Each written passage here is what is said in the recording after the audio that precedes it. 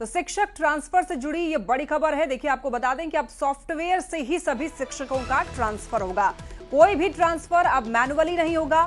BPSC और विशिष्ट शिक्षकों का ट्रांसफर होगा।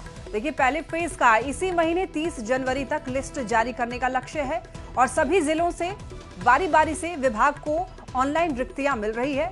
कल शाम तक ट्रांसफर को लेकर के शेड्यूल जारी होगा और फरवरी में दूसरे या तीसरे या फिर चौथे फेज का सॉफ्टवेयर से ही ट्रांसफर होगा। सभी फेज के लिए फिर से नई तारीख का ऐलान होगा और फरवरी में आवंटित स्कूल की जानकारी मिलेगी। तो मैट्रिक इंटर परीक्षा के बाद सभी की पोस्टिंग होगी और शिक्षा विभाग में कल महत्वपूर्ण बैठक के बाद नई तिथि की घोषणा होगी। और अब तक सिर्फ 35 कैंसर पीड़ित का ट्रांसफर हुआ है। सॉफ्टवेयर में डाटा फीड करने का काम शुरू हो चुका है। और ज्यादा जानकारी के लिए न्यूज 18 संवाददाता रजनीश हमारे साथ जुड़ रहे हैं।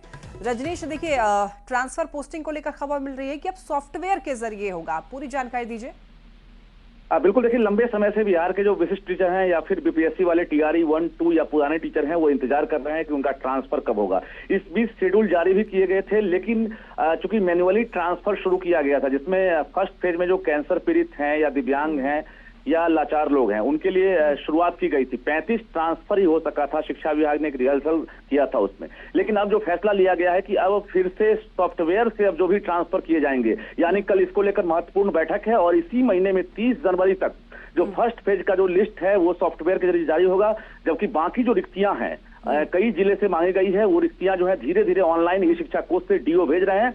उसके आधार पर जो डेट है वो जारी किया जाएगा। माना यह जा रहा है कि फरवरी महीने में तमाम जो विशिष्ट टीचर हैं या बीपीएससी टीआरई 1, 2 पुराने वाले हैं, फेज वाइज उनका ट्रांसफर होगा। हालांकि स्कूल की जानकारी दे दी जाएगी, लेकिन पोस्टिंग उनका मैट्रिक और इंटर एग्जाम के बाद किया जाएगा। ये कहीं ना कहीं लक्ष्य रखा गया है। फिलहाल जो बड़ी जानकारी यही मिल रही है कि जो सॉफ्टवेयर से ट्रांसफर होने की बात है उसका ट्रायल भी शुरू हो गया है और उसमें डेटा फीड करने का काम शुरू हो चुका है। कल एसीएस डॉक्टर एस सिद्धार्थ बैठक करेंगे तमाम अधिकारियों के साथ। उसके बाद ये कल नई तिथि का ऐलान करेंगे, जिसके बाद जानकारी मिलेगी कि first phase, second phase, third phase and fourth phase का ट्रांसफर कब तक होगा। जो लक्ष्य रखा गया उसकी जानकारी कल जो है तमाम शिक्षकों को मिल जाएगी। लक्ष्मी, लेकिन रजनीश, क्या फर्क है मैनुअली और सॉफ्टवेयर के जरिए जो ट्रांसफर किया जाएगा? क्या इसमें कुछ बदलाव रहेगा या फिर किन किन बातों का इसमें ध्यान रखा जाएगा?